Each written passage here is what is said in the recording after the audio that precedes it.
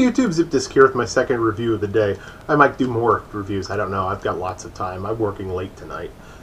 It means I gotta get some sleep in a while too, but that's okay. I'm here to do a figure I've been wanting to do for quite a while, which is my Armada Megatron in Tank, the big tank from Armada. He said it was 100% complete when I got it off eBay, but it's missing the thing that covers the capture claw on the side here. Missing the plate, and that kind of made me upset. I mean, the gimmick still works for the most part, but there's supposed to be a cover on that, and it's just missing on mine. Not too big a deal. I did complain about it, and they gave me half off, though, from the sale, so once I'd gotten it home. In this mode, he's a Cybertronian tank of some sort. Sort of the H-tank that they've been using a lot lately. Think the Legends Warpath. The turtle go up and down, the turtle turn, full 360, which is nice. It's a good playable tank. That's one thing you gotta say about Armada. No matter what you think about the figures, they are infinitely playable. And that's good. I mean, you're not afraid they're gonna break. And this cannon will fire. I mean, it would make noises, but I took the battery out because in robot mode, it will not shut up. Of course, it's covered in minicon ports. This is probably the most minicon of the big figures aside from Unicron, but he has the most minicon usable gimmicks, this guy. He's got this little platform thing, which I don't understand. One thing about him is he's just covered in this blaze orange. I don't know how blaze it looks in the video, but it's that orange color that hunters wear in the woods so they don't shoot each other. Which, I don't know. Maybe he doesn't want the other Decepticons to shoot him, because if you watched Armada, you realize most of the other Decepticons aren't idiots. Yes, I'm looking at Cyclonus especially. Now, his minicon he comes packaged with is Leader 1, named after the leader of the Guardian GoBots. He's a little laser truck or something, or maybe these are supposed to be missiles. And his transformation is exceedingly simple, as all minicons are. You take the legs, you flip them down, you flip these to the back, and you flip his arms forward, and that's Leader 1. Little tiny guy with a little tiny face. In this way, I look at him a lot because of what he does and how he interacts with Megatron as a slightly better articulated target master. And because look at that. That's pretty much a gun mode, and you can actually turn it basically into a gun mode by doing that. And you can put him on top of Megatron in tank mode, and that looks almost exactly like another gun turret. Of course, you can do other things with it too. As I said, it's a minicon gimmick. You can interact with him. Push him back like that. Push him back like this, and you'll flip those missiles forward, which of course are firing missiles. This guy's loaded with firing missiles, which pretty much makes me happy because I like firing missiles. I know a lot of people hate them. I like them. Take this, flip it back forward, and take him off. You can put him on here too if you really just want to put a gun on there. That doesn't look too bad either. He's got this series of flaps right here. They're more seats for minicons. I don't know why he's got that many, considering that's not even really a useful gimmick. And he's got this capture claw thing in the front, which you have to manually operate. But that's pretty much him in vehicle mode. It's a nice, decent vehicle mode. Now, I'm going to get to something that bothers me about the entire Unicron trilogy in the dub. In Japan, this was Megatron. He gets later recolored, and he's still Megatron in Japan. He's just, I forget what they called him, like General Megatron or Grand Megatron or something like that. But when he got recolored for the Armada dub, they called him Galvatron, which I guess was okay until you get to Energon. In which case, Megatron gets brought back by Unicron, and he is a very definite homage to Galvatron, but they go back to calling him Megatron. And later he gets turned purple, which makes him even more of an homage to Galvatron, and they call him Galvatron again. But then you get to Cybertron, and he's Megatron again, and then turns into Galvatron. So basically what you get is, he starts out as Megatron, then becomes Galvatron, then dies, gets reformatted by Unicron, comes back as Megatron, then turns into Galvatron, gets defeated, comes back as Megatron, turns into Galvatron. So, I don't get it. So to me, this guy, no matter what color he is, this mold is Megatron. And the Energon mold, no matter what mold it is, he is Galvatron. That's all there is to it. That's all I'm going to say. because that's the way it looks to me, and that's the way it was in the Japanese original.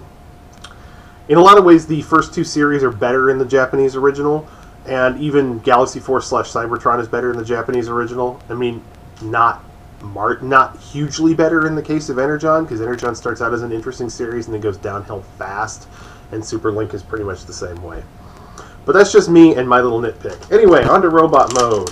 Very simple transformation. But then, like I said, this is designed to be a toy, primarily, and not really a huge collector's piece. And then you take the arms out like this. They're hidden in behind these panels. You flip them down. Just a second. Straighten them out a bit. Same thing on this side. I mean, this is a great toy for a kid. If you want to just give a kid a fun toy, this is him. And you flip this down. And you can see I've done a little bit of Gundam markering to the chest to bring out some of that detail, and on the arms, and then a little bit right here. I just filled in those black dots at the top because I thought it looked better. And you'll take this around, face it forward like that, and that's him in robot mode. It's a fairly good robot mode, and I like him mainly because in the series, he has the best fight with Optimus Prime, in my opinion, at the end of Armada, when they're fighting on top of Unicron. Great fight scene. That's all there is to it. He's got lights and sounds in this form, but as I said, I took the batteries out because they're annoying. He's got lots of Minicon gimmicks. I mean, he's got Minicon ports here, here, here, here. I'm going to take Leader 1 and do his Target Master thing with him, which is what I like to call his Target Master thing, and put him on the arm right here in his sort of gun configuration. Because, seriously, what's a Megatron without an arm gun? See, that looks pretty good to me. Twin-barreled little blaster on his arm. That's a good Megatron weapon right there. He also, if you put a Minicon here, this gimmick will work with or without it. He's got his little shank knife, which he uses in that final battle with Optimus, which I thought was awesome. You can also swing this thing around to the front and it spins around, but I think that looks ridiculous and I never do it. Because also there's the wheel down here that controls it doesn't work. So it's pointless as far as I am concerned. I like to cover him in Minicons, just slather him entirely in Minicons, and that makes me happy.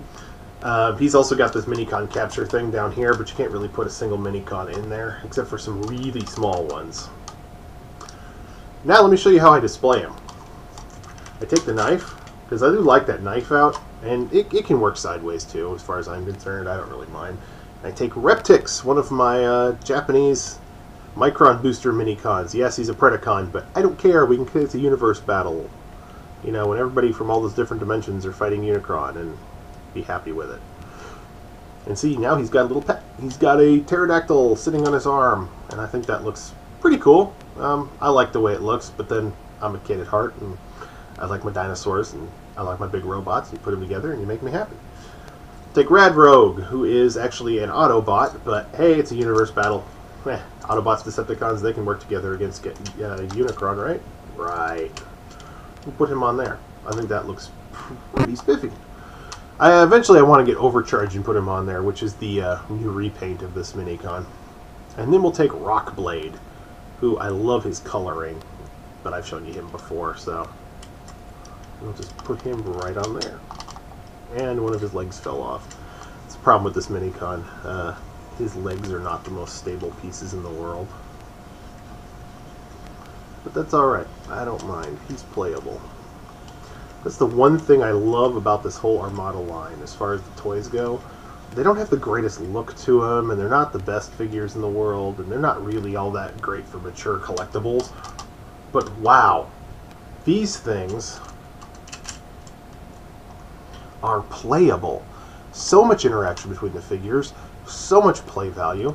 I mean, I mess around with these things all the time, just for fun. And of course, you know, his missiles still fire. You can still put his missiles here. And where you put these two missiles is up to you. Those little orange ones, I mean, you can put them back in the backpack. You can put them up here in this ridiculous configuration. But I found something I really like to do with them. Take the two missiles, put one of them in his hand from the bottom, one of them in his hand from the top,